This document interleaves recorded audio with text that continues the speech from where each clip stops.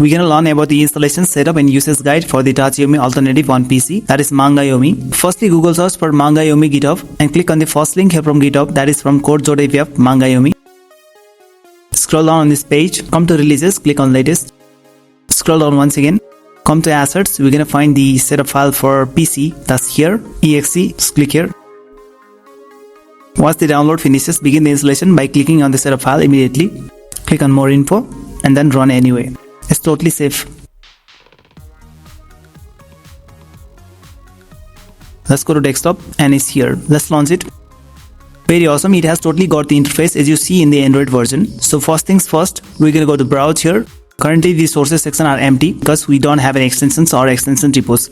So to add the extensions, go to more, press the down arrow key on the keyboard, go to settings, go to browse, and this is where you can add the extension repos. It's always recommended to bring your own sources. Launch your browser and then you're just gonna do a Google search for Otaku extensions. Click on the first link here from otaku.wiki, that is Mihon, Aniomi and Dantotsu extension repos. Scroll down on this page, you'll get anime and manga section.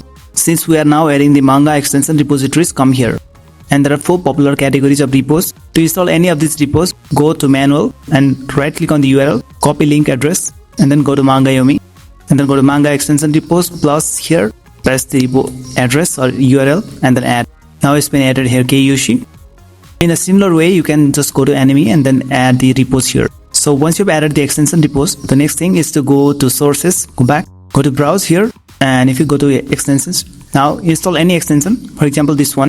Once you install the extensions, you're gonna go up here and these are installed here. Now we're gonna go to sources. Since we have installed the manga extensions, we're gonna go to manga sources. Now we can explore the sources by going here. So that's the basic. Let's go to settings now.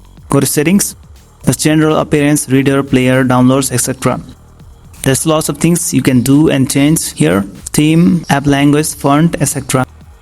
Reader settings, default reading mode can be switched to vertical continuous. This is the best one. For other settings, you can just change as your wish. So that's all about Mangayomi on PC. I have gone through all the basic and important points. So like this video and subscribe to this channel.